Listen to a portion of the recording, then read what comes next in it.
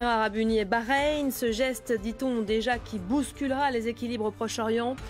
Après 72 ans de relations tumultueuses, le rapprochement critiqué par les Palestiniens se fera à la Maison-Blanche sous l'égide de Donald Trump.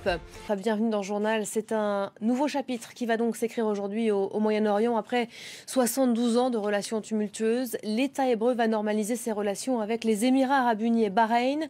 Le rapprochement se fera sous l'égide de Washington. Nous serons signés aujourd'hui une série d'accords établissant officiellement des relations diplomatiques entre l'État hébreu et les deux pays du Golfe. Les Palestiniens fustigent déjà un coup de poignard dans le dos, comme nous l'explique Ethan Hadji.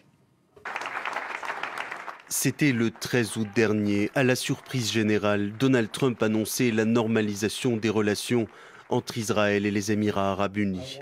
Un accord présenté comme historique par Tel Aviv et Washington.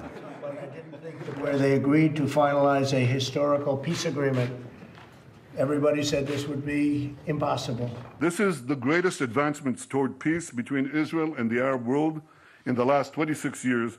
Abu Dhabi et Tel Aviv se sont ainsi engagés à ouvrir des ambassades, des lignes aériennes et à nouer des relations commerciales et sécuritaires. En échange, d'après les Émirats, Israël renonce à l'annexion de nouveaux territoires palestiniens. Benyamin Netanyahou préfère lui parler de suspension. Dans la stratégie régionale des États-Unis, normaliser les relations entre l'État hébreu et les monarchies du Golfe est un moyen de contenir la menace iranienne dans la région.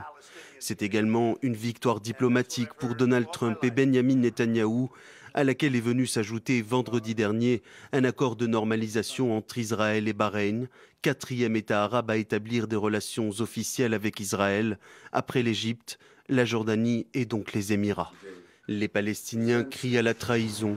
Pour eux, aucune normalisation avec Israël ne devrait être possible sans le retrait israélien des territoires occupés et la création d'un État palestinien.